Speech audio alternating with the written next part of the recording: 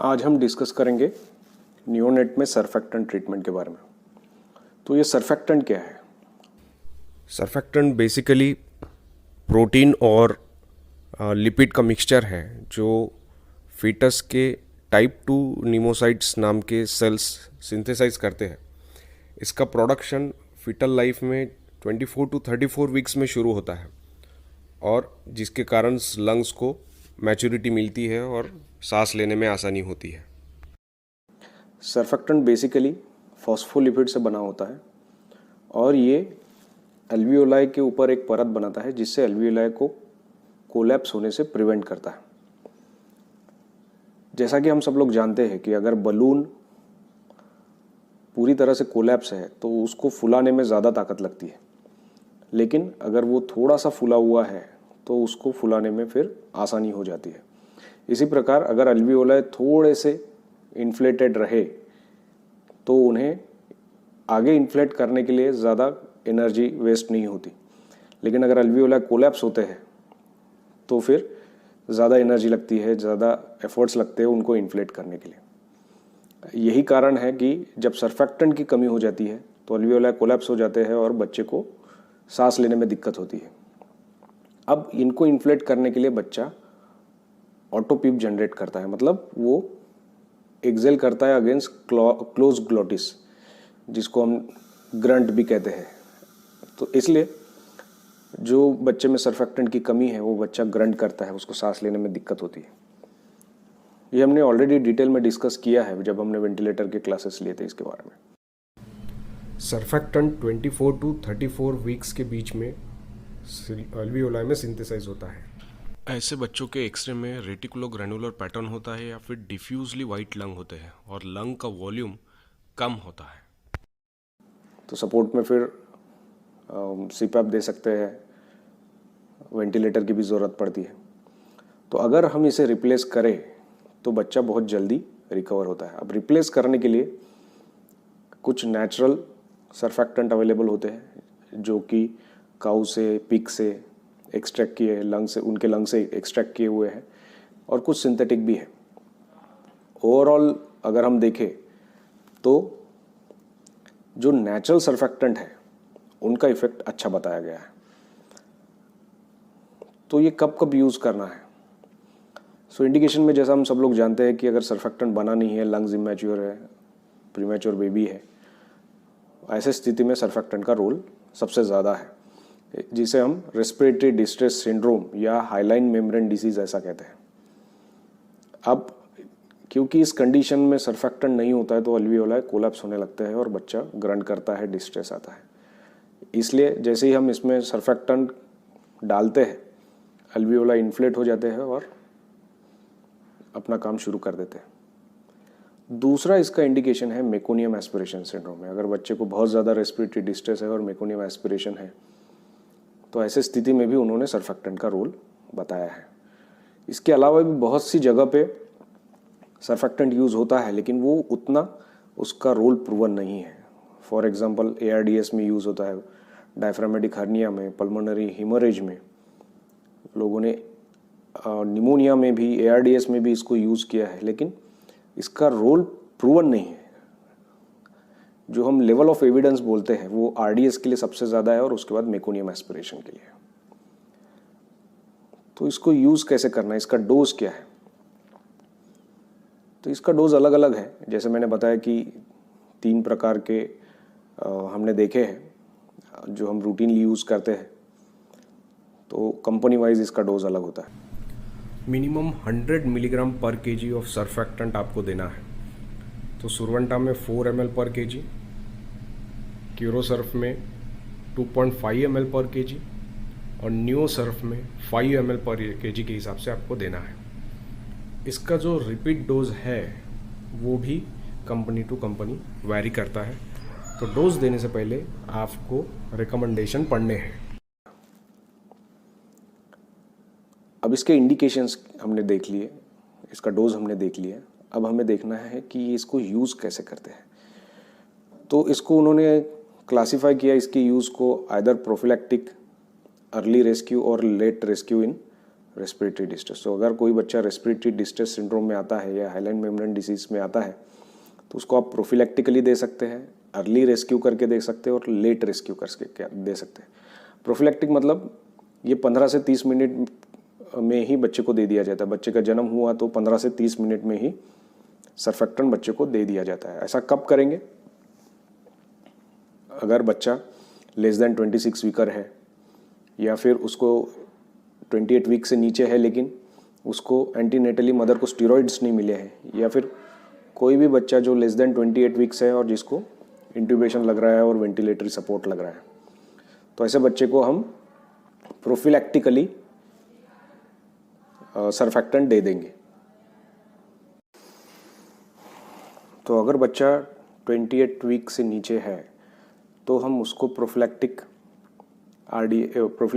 Surfactant treatment दे सकते हैं। किस कंडीशन में? अगर वो लेस देन 26 वीक है, अगर उसे इंट्यूबेशन लग रहा है या वेंटिलेटरी सपोर्ट लग रहा है और मदर को एंटीनेटली स्टीरॉइड्स नहीं मिले हैं, तो इस तरीके से हम ये कंडीशन में बच्चे को प्रोफिलैक्टिकली सर्फेक्टेंट डाल सकते हैं। अर्ली रेस्क्यू मतलब जब हम बच्चे को विद इन 2 आवर्स सर्फेक्टेंट देते हैं। अब ये अगर हम पहले 2 घंटे में देते हैं तो डोज काफ़ी कम लगता है और उसका रिजल्ट भी अच्छा आता है। क्यों? क्योंकि लंग्स में थोड़ा सा फ्लूइड होता है जो सर्फेक्टेंट के डिस्ट्रीब्यूशन में हेल्प करता है और जिसके कारण से डोज भी कम लगता है और रिजल्ट भी अच्छा आता है। तो कोई भी प्रीटर्म बच्चा जो लेस देन 28 वीकर है, जिसको RDS है, एक्सरे पे हमको दिख रहा है कि इसको हाइलेंड मेम्ब्रेन डिसीज़ है, ऑक्सीजन की रिक्वायरमेंट है, जैसे CPAP पे बच्चा है और मोर देन 40% FiO2 रिक्वायरमेंट है, तो हम उसे सर्फेक्टेंट कंसीडर कर सकते हैं। या फिर बच्चा वेंटिलेटर पे है और मोर देन 30% FiO2 रिक्वायरमेंट है, तो भी हम उसे सर्फेक्टेंट कंसीडर कर सकते हैं। अगर बच्चा मोर देन 28 वीकर भी है लेकिन अगर उसको साइंस ऑफ प्रीमैच्योरिटी है, साथ में एक्सरे पे HMD है, ऑक्सीजन की रिक्वायरमेंट है, तो भी हम सर्फेक्टेंट कंसीडर कर सकते हैं। जब भी हम सर्फेक्टेंट 2 घंटे के बाद देते हैं, जन्म के 2 घंटे के बाद देते हैं, तो उसे लेट रेस्क्यू कहा जाता है। तो लेट रेस्क्यू कभी कभी जब पेशेंट टर्शियरी सेंटर की तरफ लेट रेफर होता है, जिसमें ट्रैवलिंग में उसके 2-3 घंटे निकल जाते हैं, उसके बाद में जब सर्फेक्टेंट दिया जाता है तो वो लेट रेस्क्यू कहलाता है।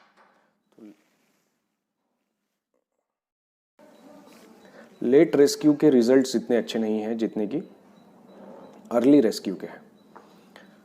अब जब भी हम किसी बच्चे को सर्फेक्टेंट देना चाहेंगे तो उसमें किन किन इंस्ट्रूमेंट्स की हमें ज़रूरत पड़ेगी? सबसे पहले तो जो भी चीज़ें इंट्यूबेशन के लिए लगती है वो सारी लगेगी।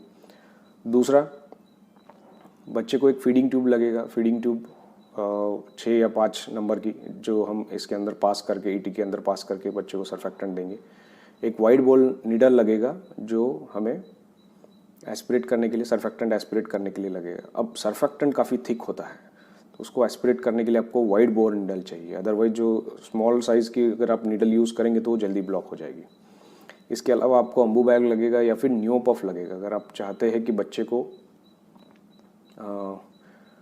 PWP डिलीवर हो तो उसके लिए हम अम्बू बैग से नहीं कर पाएंगे, उसके लिए हमें या तो स्पेशल अम्बू बैग लगेगी पीप वाली, या फिर हमें न्यू पफ लगेगा।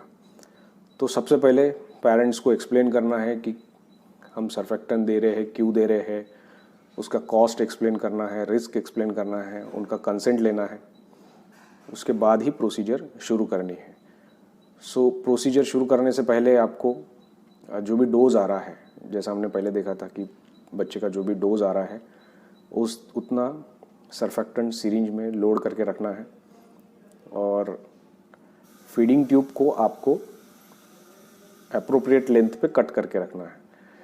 तो जो भी बच्चे के साइज़ के हिसाब से आपने ET ट्यूब सिलेक्ट की है तो उसमें आपको फीडिंग ट्यूब डाल के जो ET का आई है, जो आई ओपनिंग रहती है, जहाँ से हम चाहते हैं कि अगर गलती से पेशेंट अगर राइट ब्रोंकस में इंट्यूबेट होता है तो ये लेफ़्ट आई दिया हुआ होता है ताकि लेफ़्ट लंग भी वेंटिलेट होता रहे।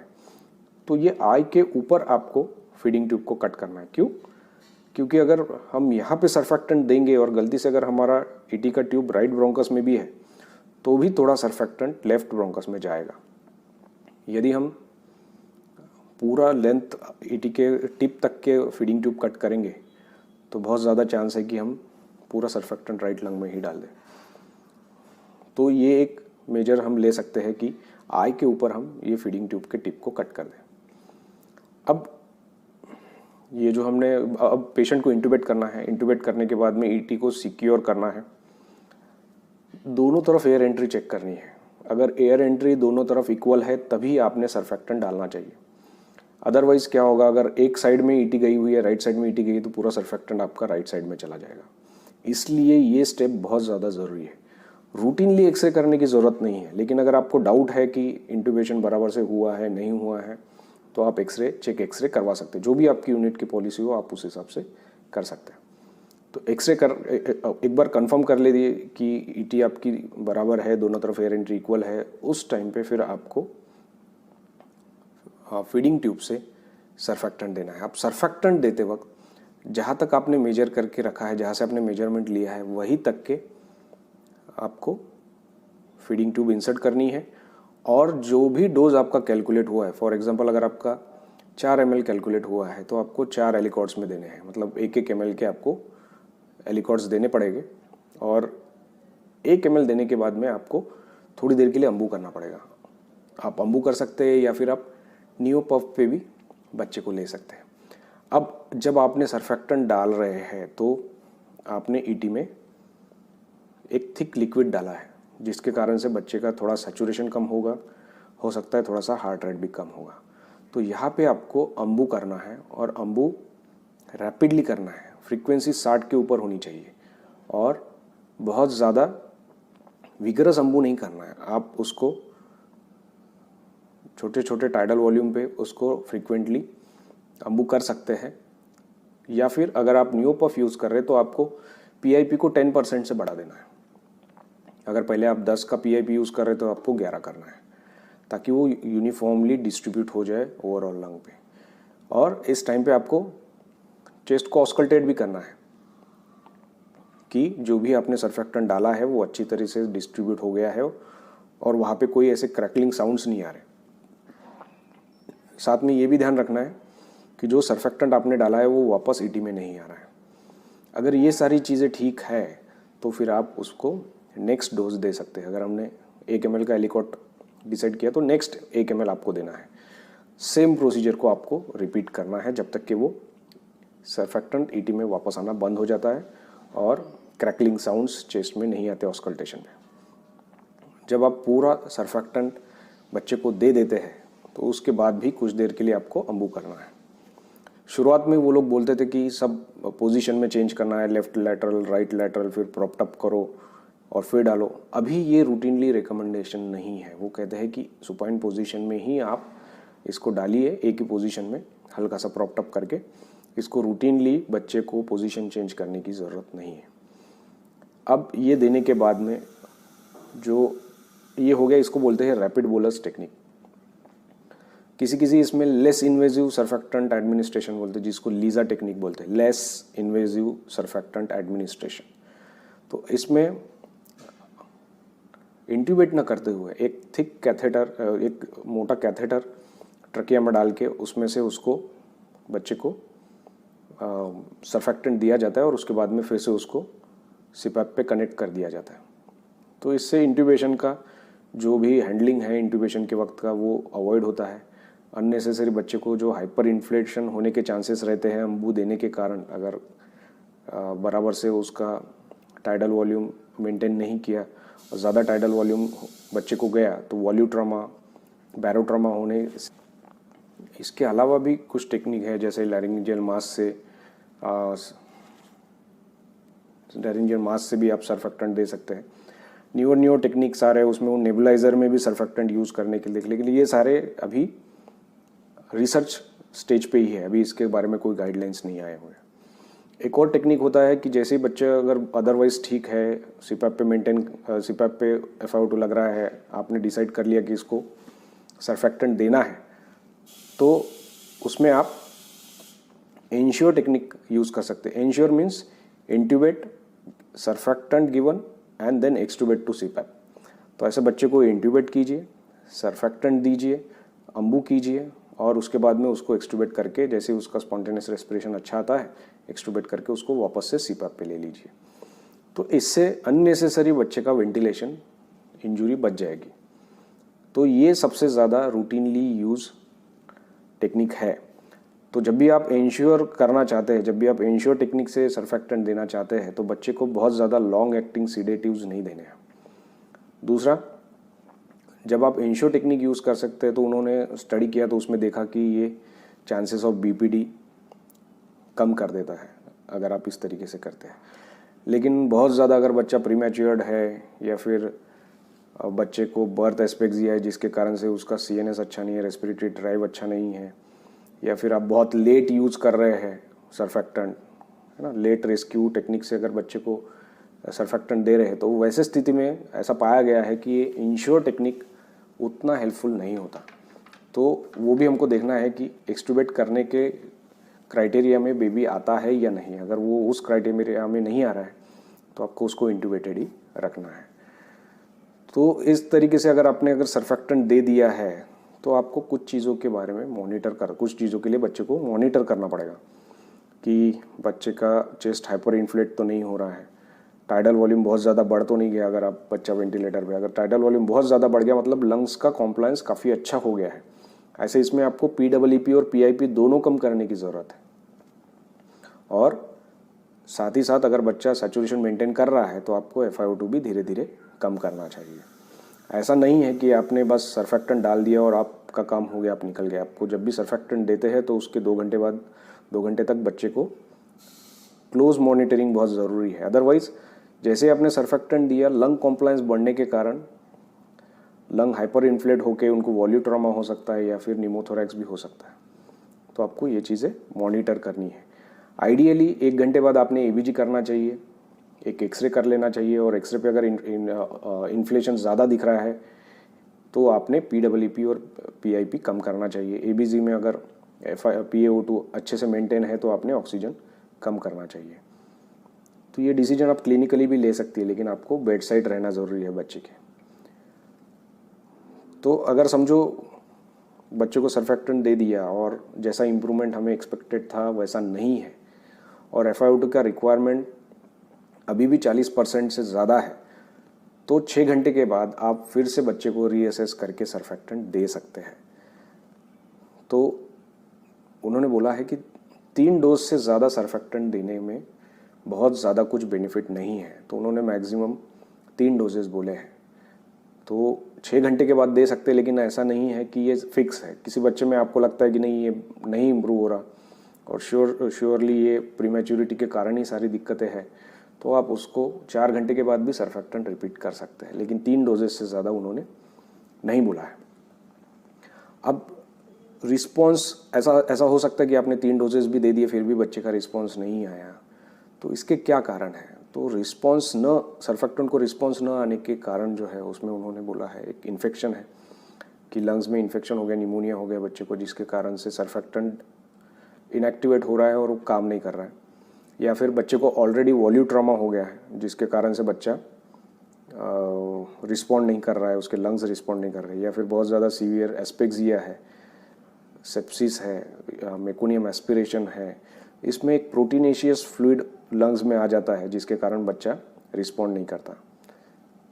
इसके अलावा पल्मोनरी हाइपोप्लेजिया, अगर लंग्स ही उसके अच्छे से बने नहीं हैं, या फिर एसोसिएटेड कुछ कार्डियोवैस्कुलर कंडीशन है बच्चे को, हार्ट डिसीज़ है, कंजेनाइटल हार्ट डिसीज़ है, जिसके कारण बच्चे को सर्फेक्टेंट को रिस्पॉन्स नहीं आ सकता। बहुत बार PDA भी एक रहता है, अगर PDA है तो जिसके कारण लंग्स वेट रहते हैं और सर्फेक्टेंट को रिस्पॉन्स नहीं आता।